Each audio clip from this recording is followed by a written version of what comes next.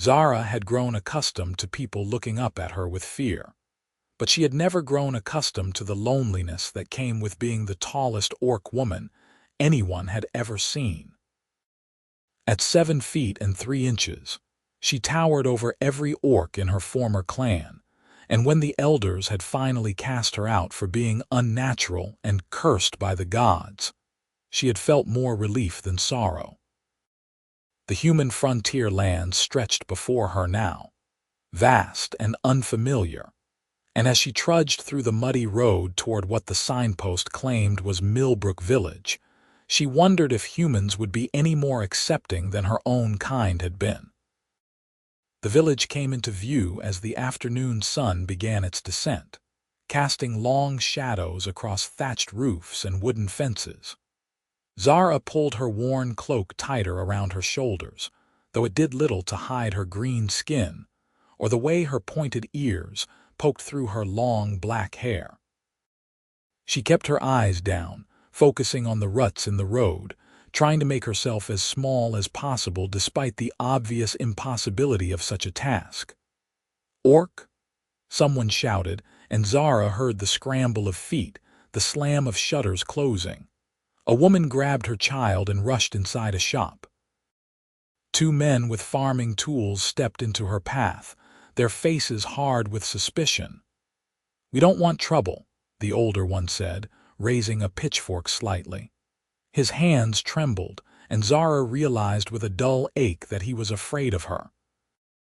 "I do not bring trouble," Zara said, keeping her voice low and even. "I only seek work, food, a place to rest." "Orcs killed 3 farmers over in Riverside last month," the younger man spat. "Burned their fields. We don't need your kind here." Zara's jaw tightened, but she knew better than to argue. She had heard the stories too, knew that raiding parties still crossed into human lands, knew that her people and theirs had been enemies for generations. The fact that she had never raised a weapon against anyone meant nothing to these frightened villagers. "I understand," she said quietly, and turned to leave. "Wait." The voice came from behind the 2 men, and they parted reluctantly to reveal a third figure. He was tall for a human, perhaps 6 feet and 2 inches, with broad shoulders and arms thick with muscle. His brown hair was pulled back from his face, and his hazel eyes studied her with an expression that was not quite fear, not quite curiosity, but something in between.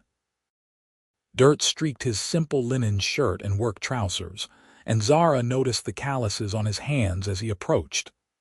"I am looking for someone to help with the harvest," he said, his voice calm and measured.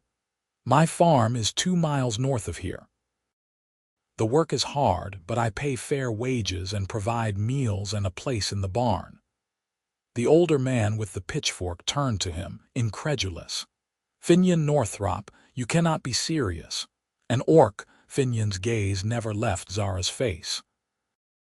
"I lost 2 workers to fever last week, and the wheat will rot if I do not get it cut and threshed before the rains come.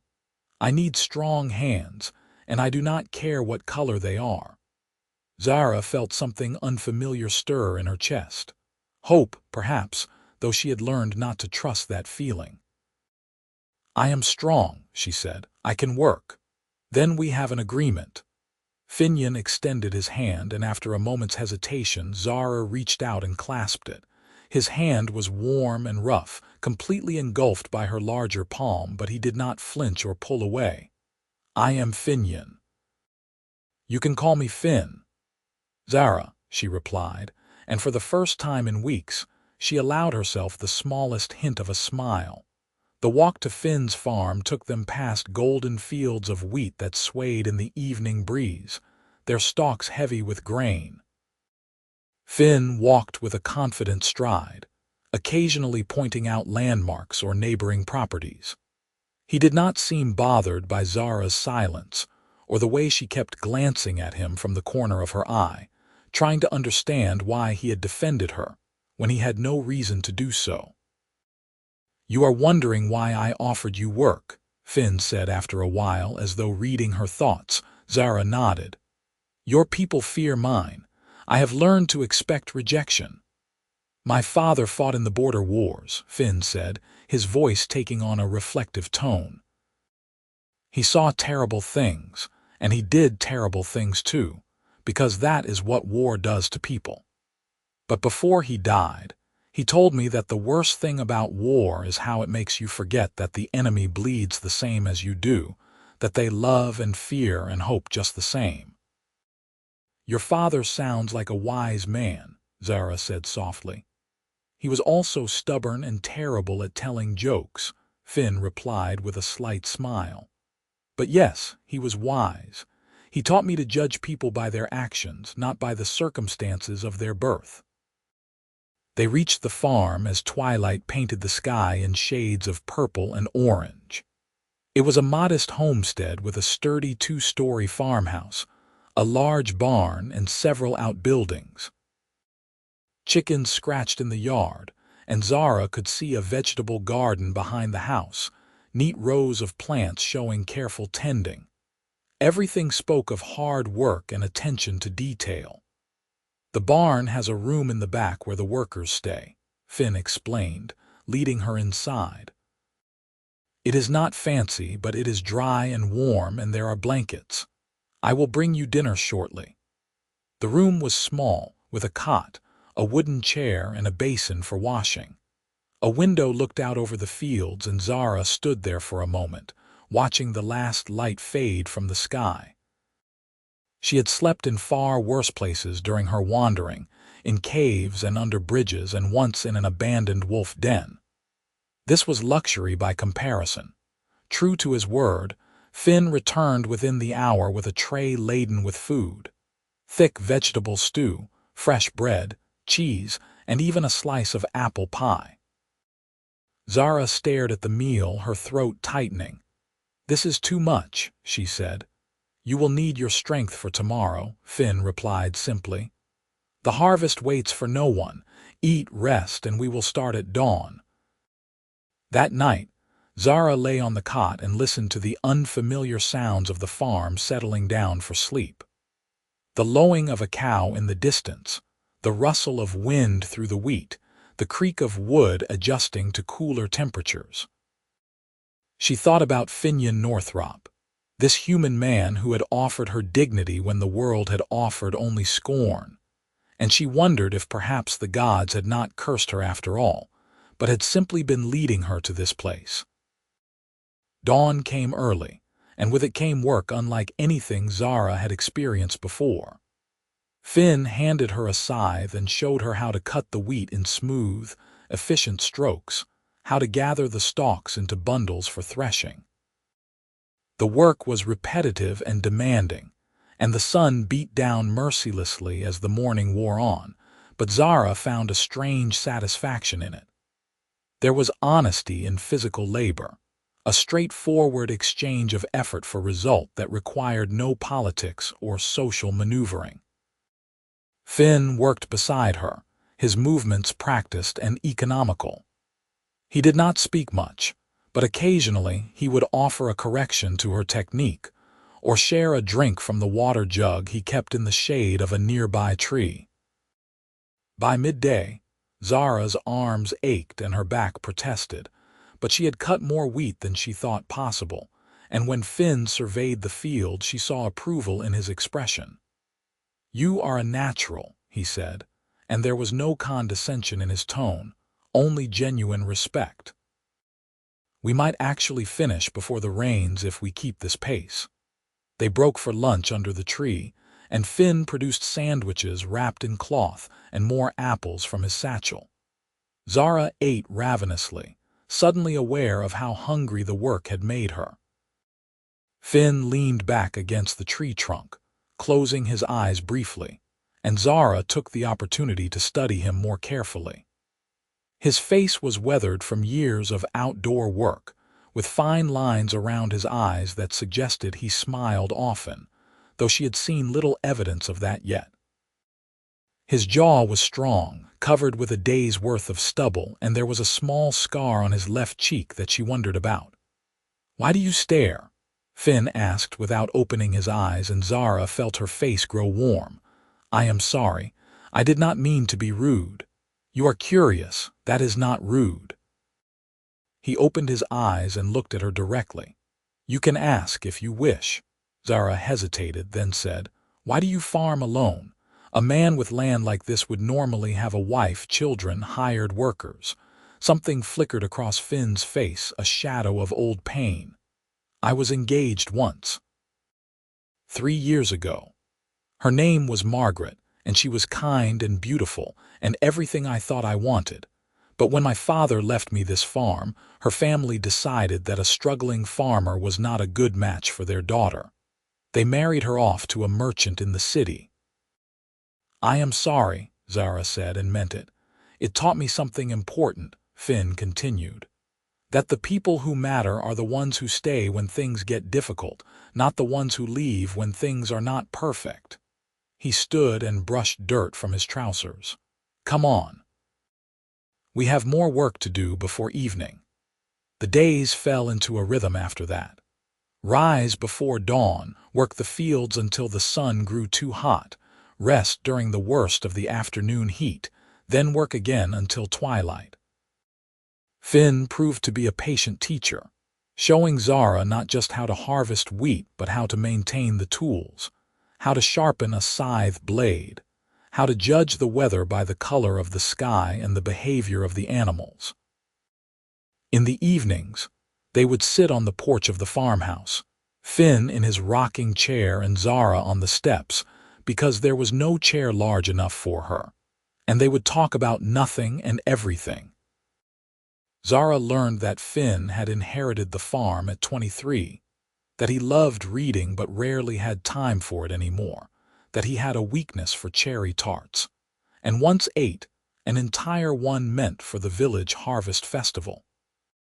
Finn learned that Zara had been cast out from her clan not just for her height, but for defending a young orc boy who had been beaten for questioning the elders, that she could speak 3 languages including the old tongue of the mountains, that she had never tasted chocolate and did not know what an ocean looked like. We should fix that, Finn said one evening, and the next day he rode into the village and returned with a small bar of chocolate wrapped in waxed paper. Zara took a tentative bite, and her eyes widened at the rich, sweet flavor that melted on her tongue. This is wonderful, she breathed, and Finn laughed, a genuine, warm sound that made something in Zara's chest flutter strangely. Your face, he said, still chuckling. You looked like you had discovered magic. Perhaps I did, Zara replied, carefully breaking off another piece and savoring it slowly. It was during the 3rd week that the trouble started. Zara was working alone in the east field, gathering the last of the wheat into bundles, when she heard horses approaching. She looked up to see 3 men on horseback, all dressed in the rough leather armor of village militia. They reined in at the edge of the field, and the leader, a thick-set man with a rust-colored beard, dismounted and strode toward her. You are the orc working for Finnian Northrop, he stated rather than asked. Zara straightened, gripping the scythe handle tightly. I am. There has been another raid. Orcs burned a farmhouse 10 miles south of here last night, killed a family of 4. His eyes were hard and accusing. We are rounding up all orcs in the area for questioning. I have been here for 3 weeks, Zara said, fighting to keep her voice calm. I have not left this farm. That is what they all say, the man replied. You will come with us to the village. If your story holds up, you will be released. And if I refuse, then we will take you by force. You are coming one way or another, orc. Zara's mind raced. She could fight, she knew. She was stronger than any of these men, and the scythe in her hands could become a weapon easily enough. But that would only confirm their worst fears about her, would paint her as the monster they already believed her to be, and it would bring trouble down on Finn, who had shown her nothing but kindness. I will come, she said quietly, setting down the scythe, but I have done nothing wrong. The man produced iron shackles from his saddlebag, and Zara's stomach turned. They were going to chain her like an animal. She extended her wrists, jaw clenched, and tried not to think about the shame of it as the cold metal closed around her skin. What is going on here? Finn's voice rang out across the field, and Zara looked up to see him running toward them, his face dark with anger. He reached them breathless, his eyes taking in the shackles and the mounted men.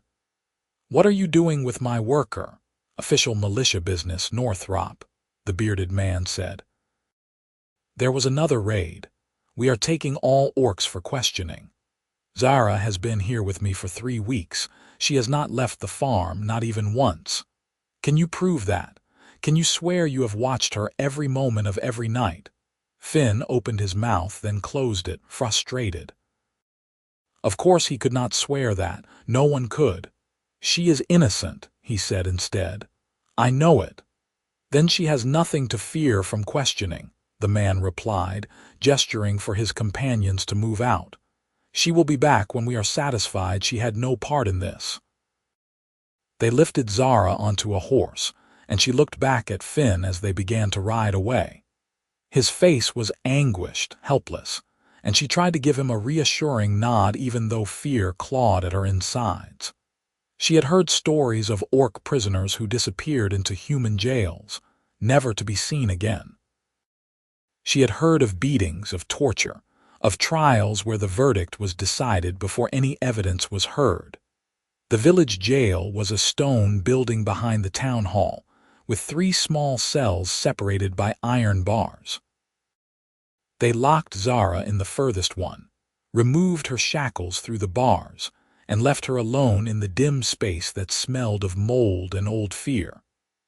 She sank onto the narrow bench that served as a bed and wrapped her arms around herself, trying not to let despair overwhelm her. Hours passed, marked only by the changing quality of light from the single high window. No one came to question her. No one brought food or water. Zara began to suspect that they had no intention of releasing her, that this was simply a convenient excuse to remove an unwanted presence from their community. She thought about Finn, about the farm, about the work left unfinished in the fields. She thought about the brief, fragile feeling of belonging she had started to experience, and how foolish she had been to believe it could last. Night fell, and with it came voices from outside the jail. Angry voices, growing louder. Zara stood and moved to the window, pulling herself up by the bars to peer out. A crowd had gathered, perhaps 20 or 30 people, all carrying torches that cast wild shadows across their faces. She heard snatches of their shouts. "Send her back to her kind. Filthy green-skinned monster." She probably helped plan the raid. The door to the jail burst open, and the bearded militia leader entered with 2 other men. His face was grim as he approached her cell. "You have a choice, orc. Leave tonight right now and never come back to this region. Or we turn you over to the mob outside, and I cannot guarantee your safety." "I have done nothing wrong," Zara said, hating how her voice shook. "I have worked honestly and bothered no one." "Maybe so, but that does not matter to them, and it does not matter to me. People are scared and angry, and they want someone to blame. Better you leave voluntarily than end up dead in a ditch somewhere." He unlocked the cell door and jerked his head toward the back entrance. "Go. Take the north road and do not stop until you are well clear of here." Zara walked past him on numb legs, through the back door and into an alley that ran behind the buildings. The crowd's voices were louder now, and she could smell the smoke from their torches. She started walking quickly, then running, her long legs carrying her rapidly away from the village and toward the darkness of the open countryside. She ran for what felt like hours, until her lungs burned and her legs trembled with exhaustion. Finally, she collapsed beside the road, leaning against a tree and gulping in great shuddering breaths. Tears streamed down her face, hot and bitter. She had been a fool to hope, a fool to think that a few weeks of honest work could erase centuries of hatred and fear. She had been a fool to start caring about a human man who had shown her kindness, because that just made the loss hurt so much more. The sound of a horse approaching made her scramble to her feet, ready to run again, but then a familiar voice called out her name. Zara, Zara, wait. Finn pulled his horse to a stop and dismounted in one smooth motion, and before Zara could process what was happening, he was standing in front of her, his hands gripping her arms gently, his eyes searching her face in the moonlight. "Are you hurt?" he demanded. "Did they harm you?" "How did you find me?" Zara asked, bewildered. "I came to the village as soon as I heard about the mob. When they told me they had released you, I knew you would take the north road. It is the only one that leads away from all the villages." He released her arms but did not step back. "Come back to the farm, please." "I cannot. They told me to leave and never come back. If I return, it will only bring more trouble for you." "Let them try," Finn said fiercely. "That farm is my land and I decide who works it, not some scared villagers who see monsters in every shadow."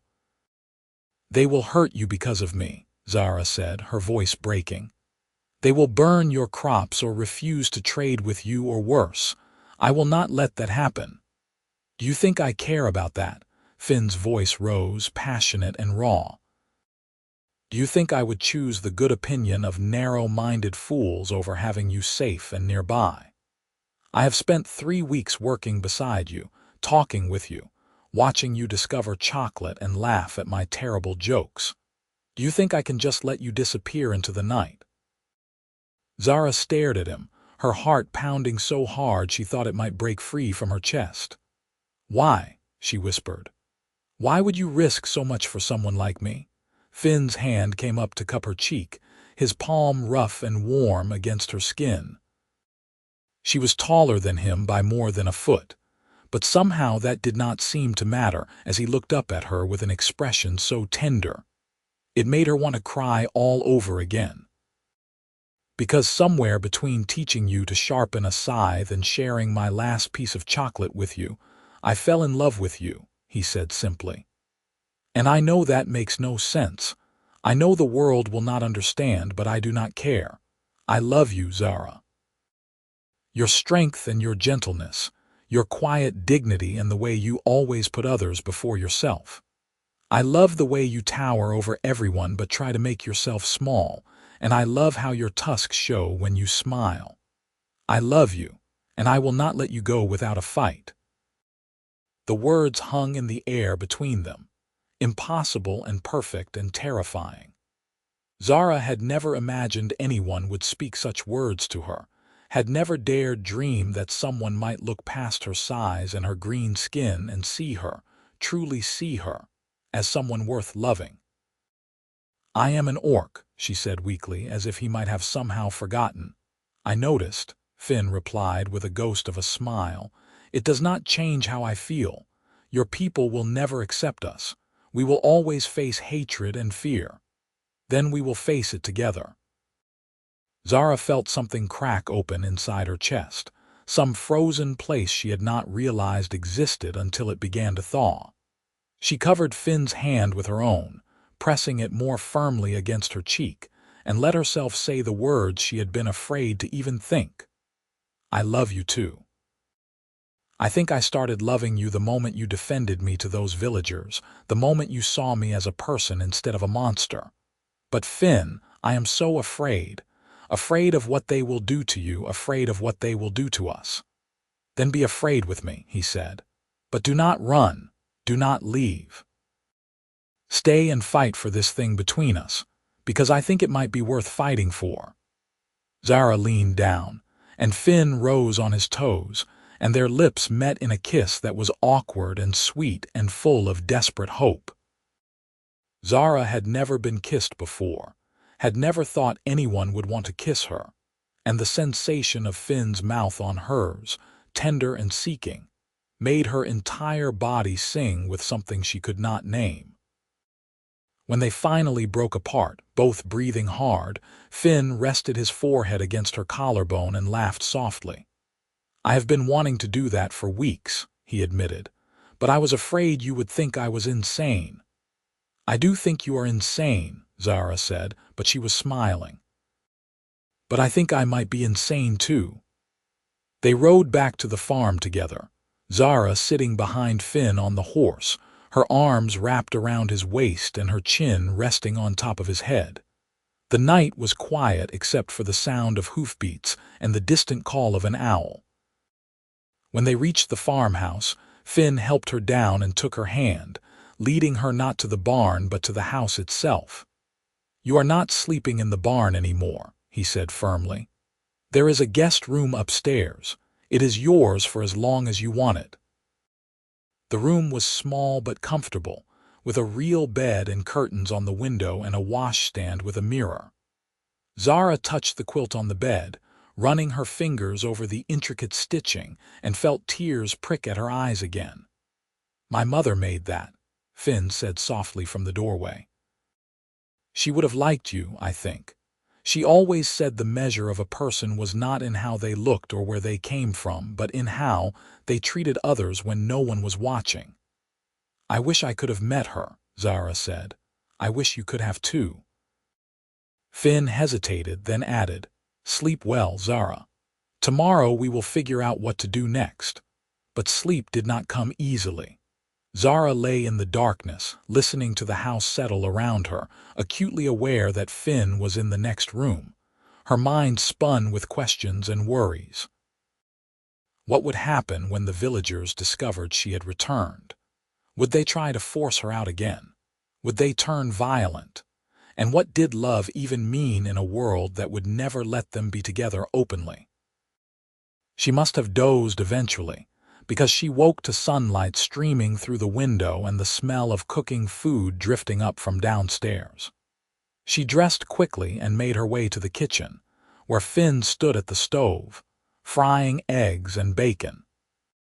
He looked up when she entered and smiled, and Zara felt warmth spread through her chest at the sight. "Good morning," he said. "I hope you are hungry."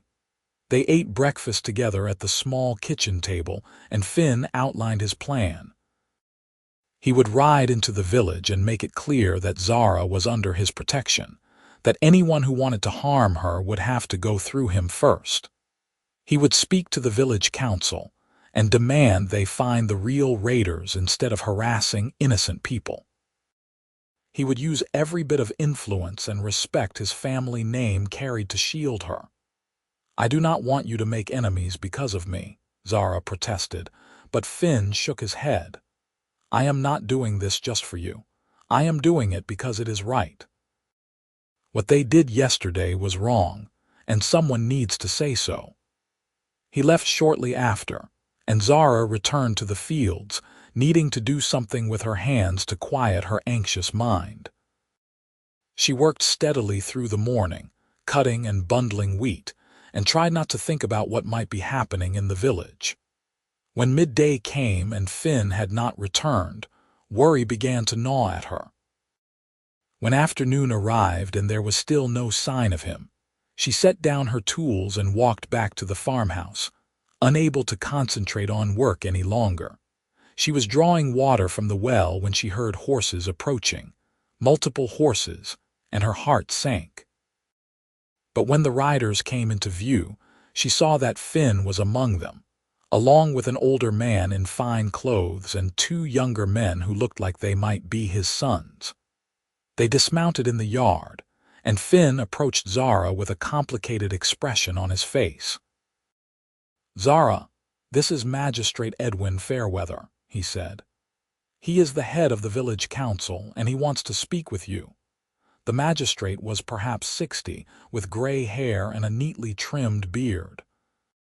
He studied Zara with keen blue eyes, and she forced herself to stand straight and meet his gaze, refusing to cower.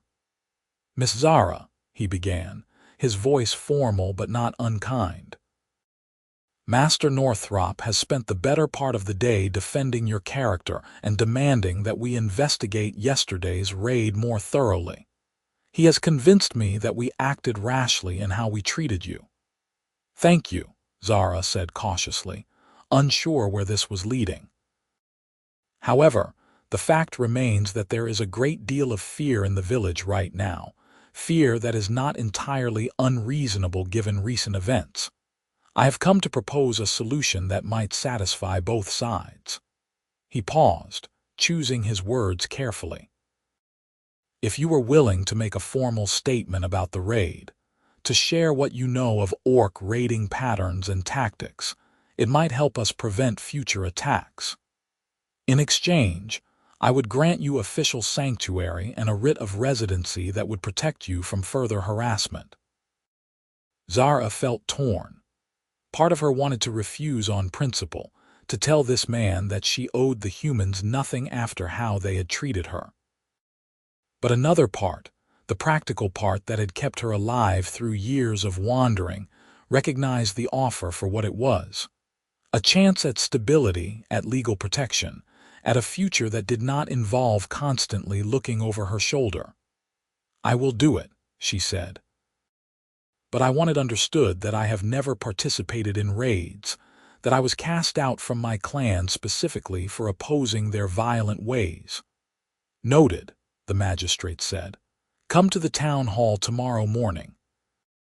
We will have a scribe record your statement, and I will have the residency writ prepared. After they left, Finn pulled Zara into a fierce hug, and she wrapped her arms around him, breathing in the scent of him, letting herself believe for a moment that everything might actually work out. You were gone so long, she murmured into his hair. I was worried.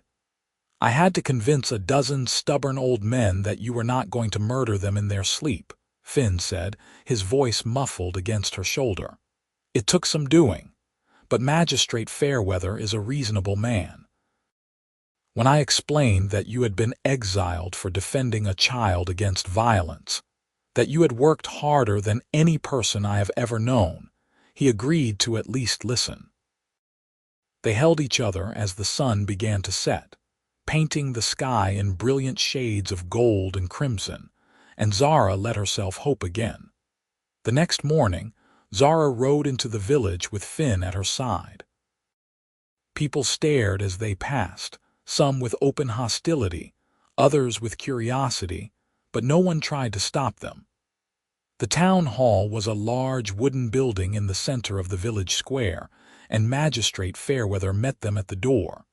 The session lasted several hours. Zara answered questions about orc clan structures, about why raids happened, about the tensions within orc society between those who wanted peace and those who clung to the old ways of war and pillage. She explained that many orcs, particularly the younger generation, were tired of constant conflict, but that the elder chiefs maintained power through fear and tradition. She described her own exile, how she had been cast out not just for her height, but for challenging the authority of the war council. A scribe recorded everything in careful script, and when it was done, Magistrate Fairweather presented Zara with a rolled parchment sealed with wax. This writ grants you legal residency in this region and places you under the protection of the village council, he explained. It is not a pardon, because you have committed no crime, but a recognition of your right to live and work here in peace. Anyone who harms you will answer to the full force of our laws. Zara took the parchment with trembling hands. It was just paper and ink, she knew, but it represented something she had never had before. Legitimacy, acceptance, a place in the world that was hers by right rather than by sufferance. Thank you, she said, her voice thick with emotion. As they left the town hall, a small crowd had gathered in the square. Zara tensed, expecting jeers or worse, but instead a woman stepped forward. She was young, perhaps 25, with a baby on her hip and a toddler clinging to her skirts. I wanted to say thank you, the woman said shyly. My husband is in the militia. He was part of the group that questioned you yesterday.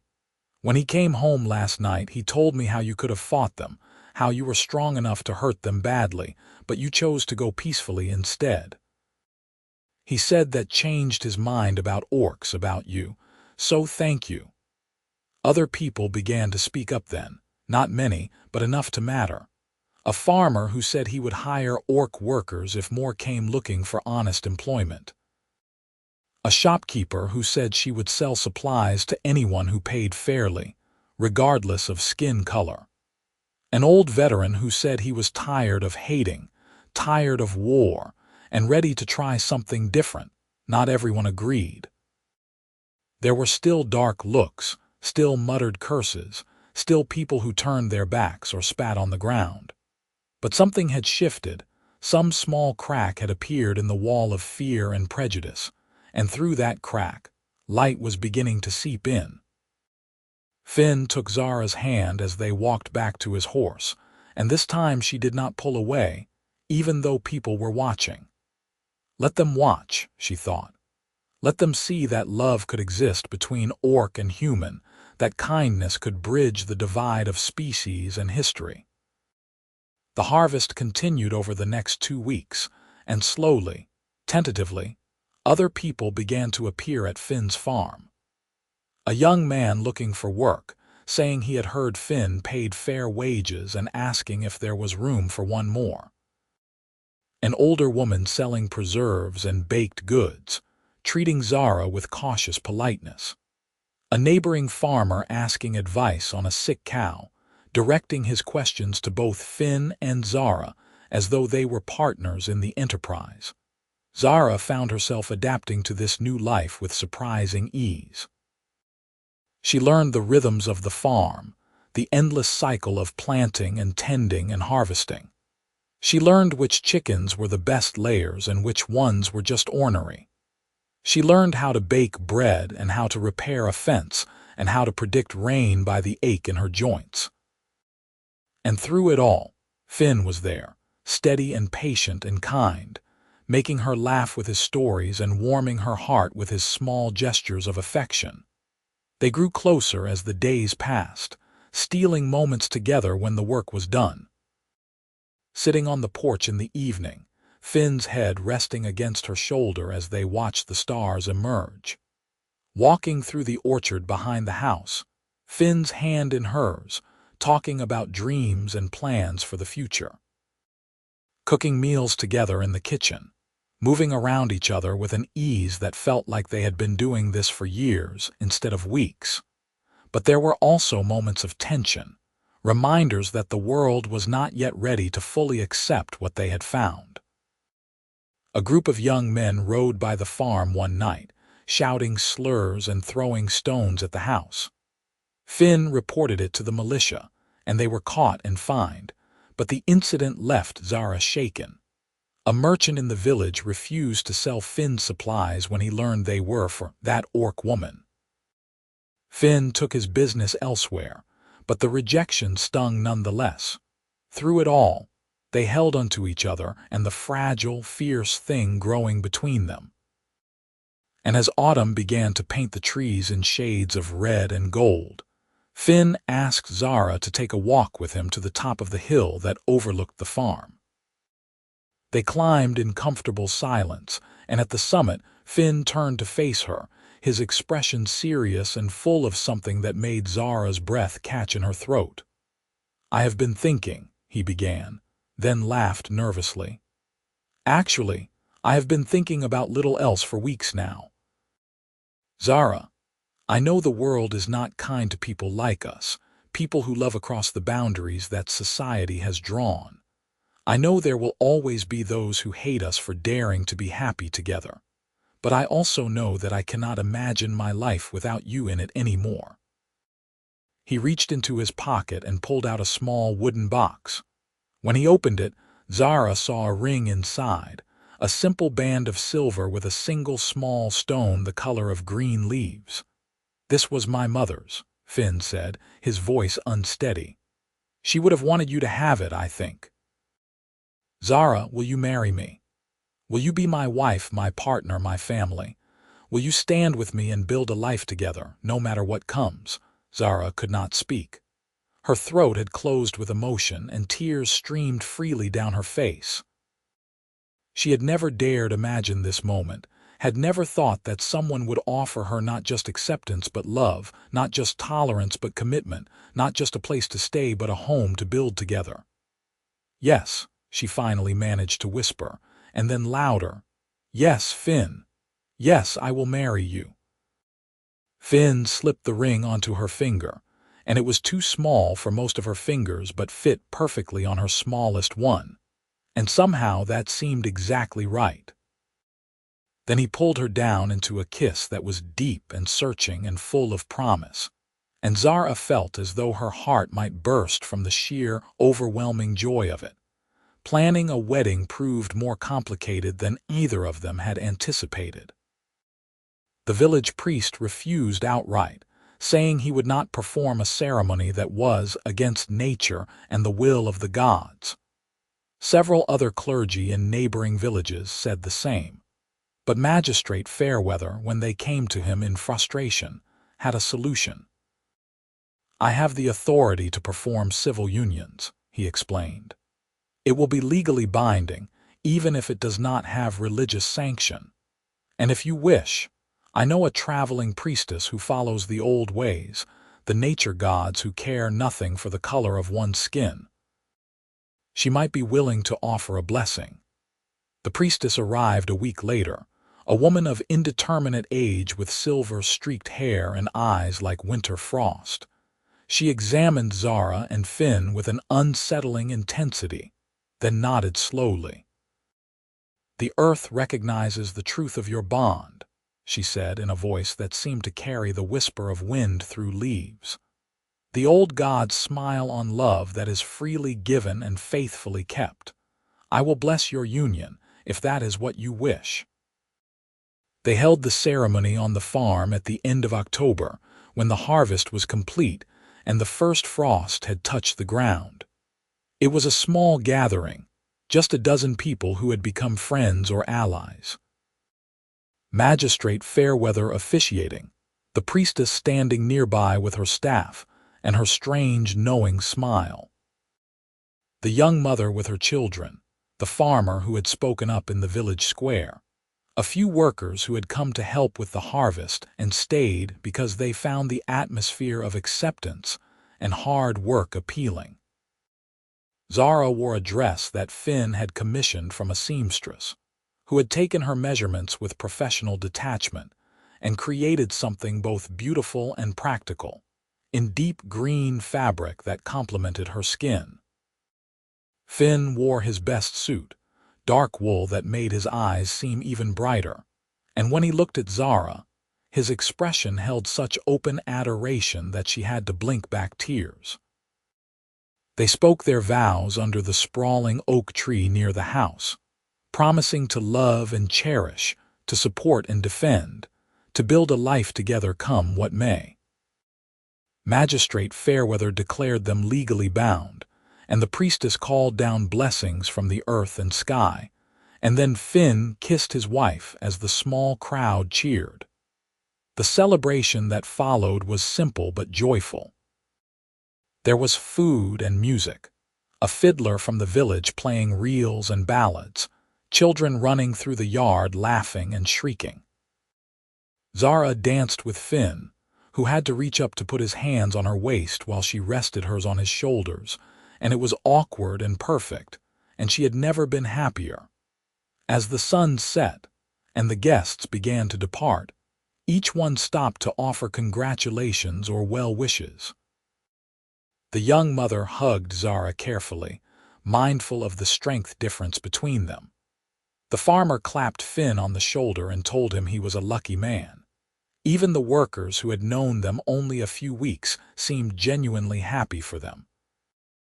When everyone had gone, Finn led Zara inside the house, up the stairs and to his room, which was now their room. He had spent the previous days making space for her things, adding hooks for her clothes and clearing drawers for her possessions, small gestures that showed he had been thinking about this moment, planning for it. Nervous. he asked softly, and Zara realized with some surprise that she was trembling slightly. "A little," she admitted. "I have never done this before." "Neither have I," Finn confessed. "Not really. I mean, I know the theory, but the practice has been somewhat lacking in my life." That made Zara laugh, which broke the tension, and suddenly it did not seem so frightening anymore. Finn reached up to cup her face, his thumbs brushing away the last traces of tears she had shed during the ceremony. "We will figure it out together," he said. "Just like we have figured out everything else." They moved slowly, learning each other with gentle touches and whispered words. Finn was patient and tender, and Zara marveled at how someone so much smaller than her could make her feel so safe, so cherished. They discovered that height differences created certain logistical challenges, but also certain interesting possibilities. They learned what made the other gasp or sigh, where to touch, how to move together. And when it was over, they lay tangled together in the bed, Finn's head resting on Zara's chest, her arms wrapped protectively around him, both of them sated and happy and complete. "I love you," Finn murmured sleepily. "My beautiful, impossible wife." "I love you too," Zara replied, running her fingers through his hair. "My brave, stubborn husband." They fell asleep like that, wrapped in each other and in the warm knowledge that they had found something rare and precious, something worth fighting for, something that would endure. Winter came, and with it new challenges. The first snow fell in late November, blanketing the farm in white and making travel difficult. Supplies had to be carefully rationed, animals had to be tended despite the cold, and there were days when venturing outside meant risking frostbite or worse.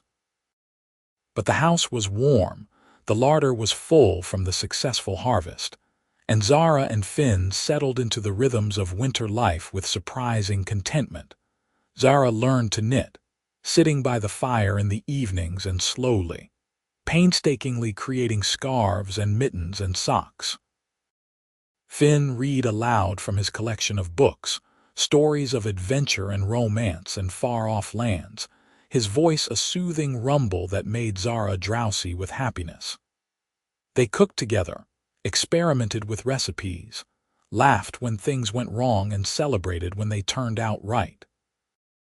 There were occasional reminders of the world beyond their small haven. A merchant caravan stopped at the farm in December, and the lead merchant, a shrewd woman with sharp eyes, looked at Zara with interest rather than fear. "I heard about you," she said bluntly. "The orc woman who married a human farmer. People talk about it from here to the coast." "I suppose they do," Zara replied warily. "Some talk badly, say it is wrong, unnatural, that kind of rot. But others, particularly the younger folks, they think it is romantic, brave. A sign that the world is changing." The merchant leaned closer, lowering her voice. "I deal with a lot of different people in my line of work. Humans, orcs, elves, even a few dwarves. And I can tell you that there are more mixed couples out there than you might think. They just keep quiet about it, because it is safer that way." The information was both comforting and sobering. Comforting to know that they were not as alone as they had thought, that others had found ways to bridge the divides of species and culture. Sobering to realize that those couples had to hide, had to keep their love secret for fear of persecution. "Perhaps one day that will change," Zara said. "Perhaps it will," the merchant agreed. "And perhaps you and your husband are helping to change it, just by living openly and refusing to be ashamed. That takes more courage than most people have." In late January, a messenger arrived from Magistrate Fairweather with unexpected news. The militia had finally tracked down the orc raiders who had been terrorizing the region. It turned out they were not a clan at all, but a splinter group of exiles who had been cast out from various tribes and had banded together out of desperation and anger. They had been apprehended and would face trial for their crimes. More importantly, the investigation had turned up information that cleared Zara completely. Several witnesses, both human and orc, had testified that she had been nowhere near any of the raids, that she had in fact been living peacefully in the region for weeks before the attacks even began. The village council was issuing a formal apology for how she had been treated. "It is too little, too late," Finn said angrily when he read the letter. "They should have investigated properly from the start instead of assuming the worst. But they are acknowledging their mistake now," Zara pointed out. "That is more than I ever expected." People rarely admit when they are wrong, especially to someone they consider beneath them. "You are beneath no one," Finn said fiercely, pulling her close, "and I will fight anyone who suggests otherwise." Zara kissed the top of his head. "I know, you have proven that repeatedly. But sometimes the greater courage is in accepting an apology and moving forward, rather than clinging to justified anger." "When did you become so wise?" Finn grumbled, but he was smiling. "I learned from my husband," Zara replied. "He is quite wise himself when he is not being stubborn." Spring arrived with a rush of warmth and new growth. The snow melted, the fields turned from brown to green, and Zara and Finn began planning for the new planting season. But there was other news too, news that made Zara both excited and terrified. She was pregnant. She had suspected for a few weeks, noting the changes in her body, the odd cravings, and the morning nausea. But when she finally worked up the courage to visit the village midwife, a kindly older woman named Martha who had tended births for 40 years, the confirmation made it real in a way that nothing else had. "About 3 months along, I would estimate," Martha said, her experienced hands gentle as they examined Zara. "A healthy pregnancy so far, though we will need to watch you carefully. I have never attended a birth between an orc and a human before. I'm not sure what to expect." "Neither am I," Zara admitted, her hand instinctively moving to her still flat stomach. "Is such a thing even possible? I have heard stories that different species cannot produce offspring." "Those stories are wrong," Martha said bluntly. "I have delivered half-elf babies, quarter-dwarf babies, even one child who was part human and part water nymph, though do not ask me how that worked because I still do not understand it. Life finds a way, as they say. The question is not whether it is possible, but what challenges might arise."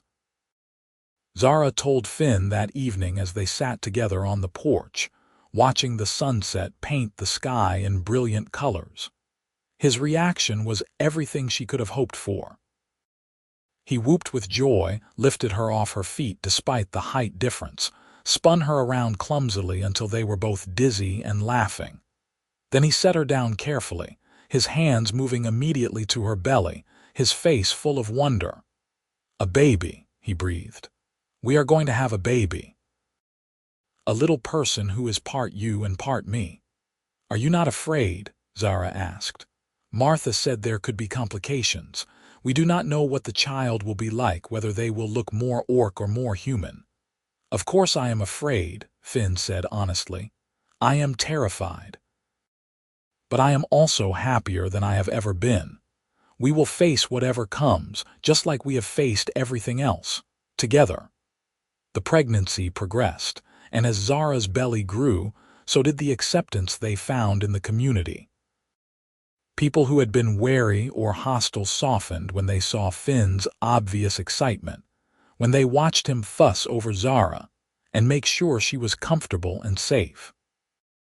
The young mother who had thanked Zara after the trial became a regular visitor, bringing her own children to play in the yard and sharing advice about pregnancy and childbirth. Other women from the village began to stop by, offering hand-me-down baby clothes and knitted blankets, treating Zara with the same casual friendliness they would show any expectant mother. There were still those who disapproved, of course. A group of men from a neighboring village rode out to the farm one day, and tried to intimidate Finn into sending the orc away before it spawns. Finn met them with a loaded crossbow and a cold expression, and told them in no uncertain terms that the next person to threaten his family would find themselves on the wrong end of a legal prosecution for trespassing and harassment. The men left, but the incident left both Finn and Zara shaken. "I hate that you have to defend me constantly," Zara said that night, lying in bed with Finn's arm draped protectively across her swollen belly. "I hate that people think they have the right to tell us how to live our lives." "I know," Finn said softly. "But for every person who tries to tear us down, there are two more who support us, even if quietly. Look at how many people have brought us gifts for the baby. Look at how Martha comes to check on you twice a week, refusing payment because she says she is too curious about this pregnancy to charge for it. Look at Magistrate Fairweather, who told me privately that he thinks our marriage is one of the most courageous things he has seen in his 40 years of public service." "You really think the world is changing?" Zara asked. "I think we are changing it," Finn replied. "One day, one act of love and courage at a time." The baby came in late summer, on a sweltering August evening when the air hung thick and heavy with the promise of rain. Zara's labor lasted 18 hours, and Finn held her hand through all of it, wiping her brow and murmuring encouragement even as she squeezed his fingers hard enough to leave bruises. Martha and 2 other midwives attended, and when the baby finally emerged, slippery and screaming and perfect, the room fell silent. The child was beautiful. She had Finn's hazel eyes and Zara's pointed ears, skin that was a soft greenish tan somewhere between both parents, and the tiniest hint of tusks just beginning to show in her lower jaw. She had a full head of dark hair and her father's nose and her mother's strong jaw. "She is perfect," Martha breathed, carefully cleaning the baby and wrapping her in a soft blanket. 10 fingers, 10 toes, healthy lungs, and a fighter's spirit. Congratulations, both of you." Finn took his daughter with trembling hands, tears streaming down his face as he looked at her. "Hello, little one," he whispered. "I am your papa, and I love you so very much already." Then he placed the baby in Zara's arms, and Zara gazed down at her daughter, at this impossible miracle they had created together, and felt her heart expand with a love so fierce it was almost frightening. "What should we name her?" Finn asked. Zara thought for a moment. "My mother's name was Greeka. It means strong heart in the old orc tongue, but I would like her to have a human name as well to honor both sides of her heritage." "My mother was called Helena," Finn said softly. "What about Helena Greeka Northrop?" "Helena Greeka," Zara repeated, testing the sound of it. "Yes, that is perfect. Hello, Helena. Welcome to the world, little strong heart." Helena grew quickly, as orc children did, but with a human child's temperament and curiosity. By 6 months she was crawling, by a year she was walking, and by 18 months she was speaking in full sentences, a precocious mix of the common tongue and orc words that Zara taught her. She was a happy child, quick to laugh and affectionate with both parents, and the people of the village adored her. Zara had worried that Helena would face discrimination because of her mixed heritage, but instead, the child seemed to act as a bridge between the two communities. Human children played with her without hesitation, and when a small group of young orcs came to the village seeking work and a place to live, Helena was the first to approach them, babbling in their language and tugging at their hands until they smiled despite themselves. More orcs came over the following months, drawn by rumors of a place where they could live openly without fear, where a mixed couple had proven that coexistence was possible. Some stayed only briefly before moving on, but others put down roots, finding work on farms or as craftspeople or laborers. The village expanded slowly, becoming more diverse, and while tensions still existed, they eased with time and familiarity. Finn and Zara's farm became something of a gathering place for this new mixed community. They hosted dinners where orcs and humans sat together and shared food and stories. They mediated disputes and offered advice, and provided a safe space for others who were navigating the complicated waters of interspecies relationships. It was exhausting work, but deeply rewarding, and they did it gladly. Helena celebrated her second birthday on a bright September day, surrounded by friends and family that included both species. There was a cake that Zara had labored over for hours, games and songs, and presents that the child opened with gleeful enthusiasm. As the party wound down and the guests began to depart, Finn and Zara stood together watching their daughter play with a mixed group of orc and human children, all of them laughing and running without a care in the world. "You ever regret it?" Finn asked quietly. "The difficulty, the struggle, all the times we have had to fight just to be left in peace." Zara looked at him, at this man who had seen past her size and her skin to the person underneath, who had offered her not just acceptance but love, who had stood by her through every challenge and celebrated every victory. She looked at their daughter, living proof that love could transcend boundaries and create something new and beautiful. She looked at the community they had helped build, humans and orcs learning to live together, slowly and imperfectly but genuinely. "Never," she said firmly. "Not even once." Every moment of difficulty was worth it to get here, to this life, to this family. Finn pulled her close, or as close as their height difference allowed, and kissed her with the same tenderness and passion he had shown since the day they met. "I love you, Zara Northrop," he said, "today and always." "And I love you, Finnian Northrop," she replied. "My brave, stubborn, wonderful husband, today and always." As the sun set on another day, painting the farm in golden light, Zara felt a contentment so deep it seemed to fill her very bones. She had been cast out by her clan for being too tall, too different, too willing to challenge the old ways. She had wandered alone and afraid, never believing that someone would see her as anything other than a monster. But Finn had seen her, truly seen her, and had loved what he found. Together they had built something that should not have been possible, a love that crossed species and defied convention, a family that embodied hope for a better future. The world was changing, slowly but surely, and they were part of that change. Their love was not just personal but political, not just emotional but revolutionary. Every day they woke up together, every meal they shared, every time Helena laughed or learned something new, they were proving that difference did not have to mean division, that love could bridge any gap. Years passed, and the changes continued. More mixed couples emerged from the shadows, emboldened by Finn and Zara's example. Villages that had been purely human began to welcome orc residents, and orc clans that had been isolationist began to send delegates to human settlements to discuss trade and cooperation. It was not perfect, and there were still those who clung to the old hatreds, but the tide was turning. Helena grew into a remarkable young woman, tall and strong like her mother, but with her father's easy charm and diplomatic nature.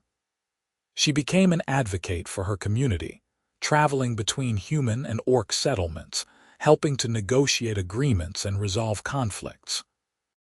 She was proof that the children of two worlds could belong to both, could create something new while honoring what came before. Finn and Zara grew older together, their hair going gray, their bodies showing the wear of years of hard work. But their love never diminished. If anything, it deepened with time, becoming the bedrock upon which their entire life was built. They still worked the farm together, though they eventually hired more help as their bodies protested the heavy labor. They still sat on the porch in the evenings, Finn's head resting against Zara's shoulder, watching the sunset and talking about everything and nothing. On their 20th wedding anniversary, the village threw them a celebration that drew people from miles around. Orcs and humans mingled freely, sharing food and drink and stories. There were speeches praising their courage and their contribution to peace. There were toasts and tears and laughter. And at the center of it all were Finn and Zara, holding hands and looking at each other with the same love and wonder they had felt on their wedding day. 20 years, Finn marveled. It feels like both forever and no time at all. 20 years of waking up next to you, Zara said. 20 years of building this life together. I would not change a single moment. Not even the time I accidentally set the kitchen on fire trying to make you a birthday cake, Finn teased. Especially not that, Zara laughed. It was the thought that counted, and the fire was relatively small. They danced together as the evening wore on, Finn standing on a box so he could reach Zara properly. And if anyone thought it looked ridiculous, they kept that opinion to themselves. Because what Finn and Zara had was beyond ridiculous or sensible or any other mundane description. What they had was magic, the kind that came from two souls recognizing each other across every barrier and choosing, again and again, to stay together. As the party finally wound down and they walked back to their farmhouse, Helena came with them, now grown and with a life of her own but still visiting her parents regularly.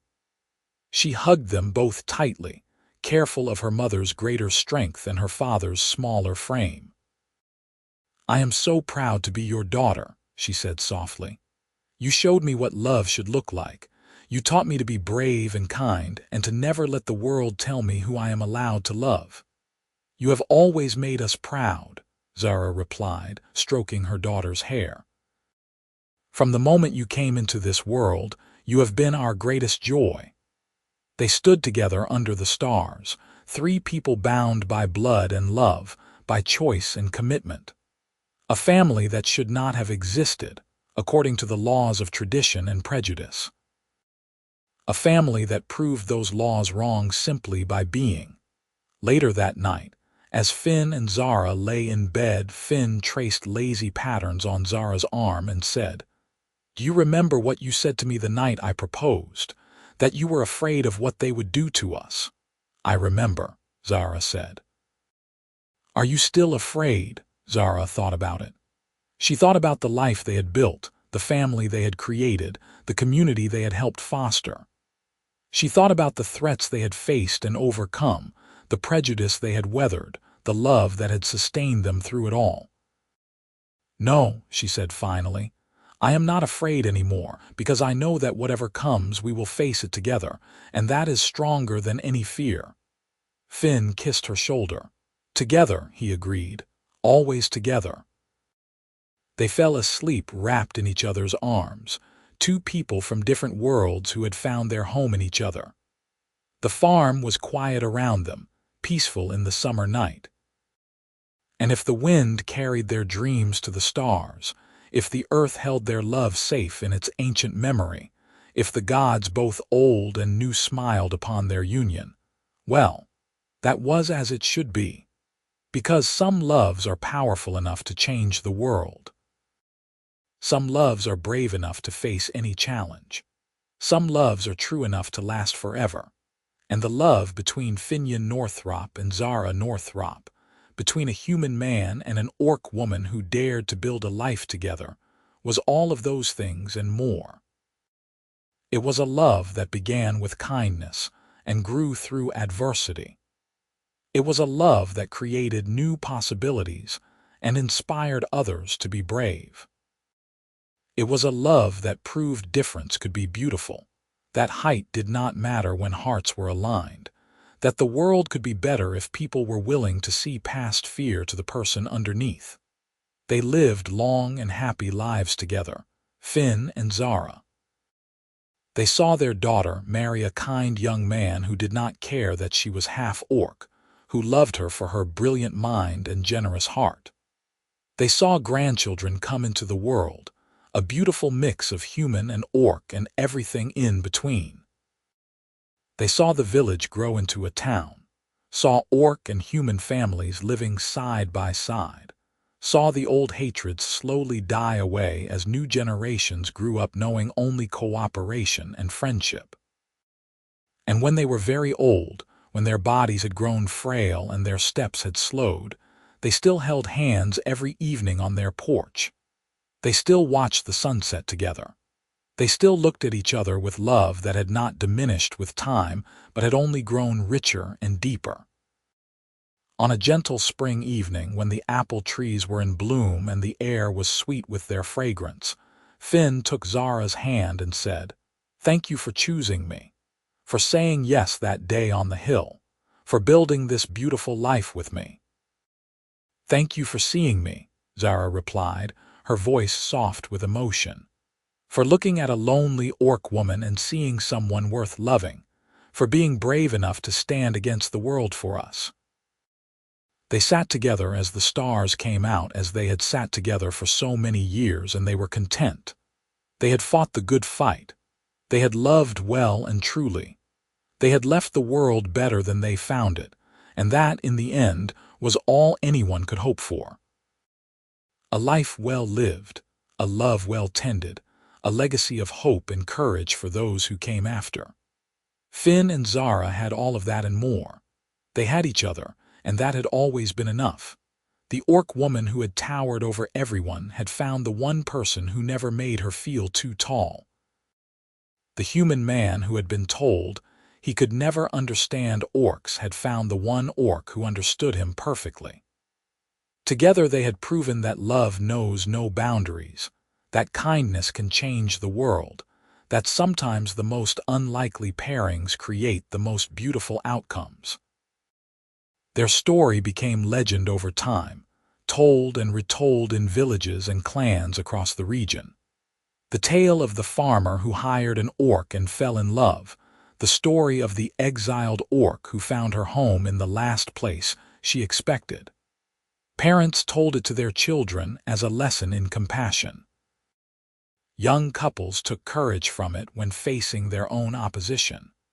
And slowly, gradually, the world became a little bit kinder, a little bit more open, a little bit more willing to see the person instead of the label. All because one man had been brave enough to offer work to a stranger in need. All because one woman had been willing to trust again after being cast out.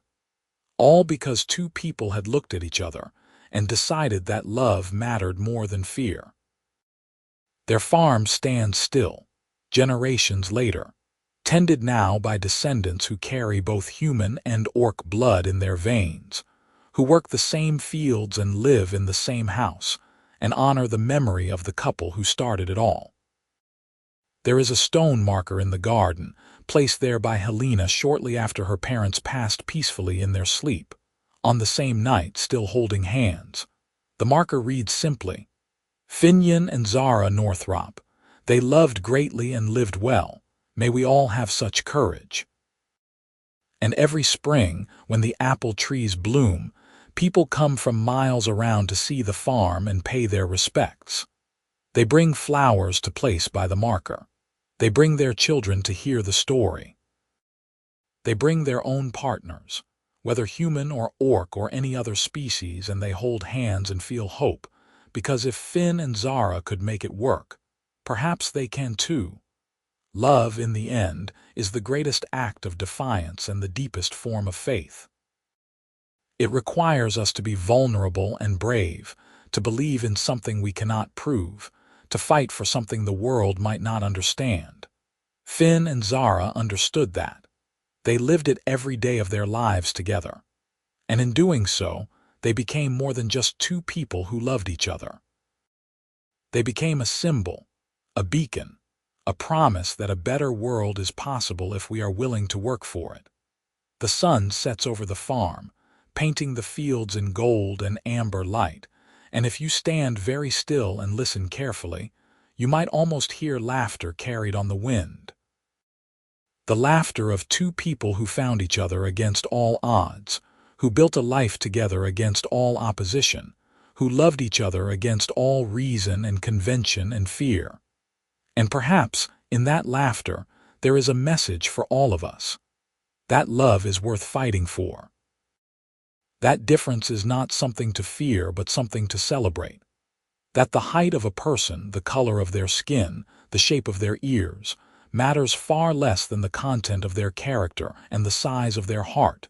Finn and Zara knew that. They proved it every day.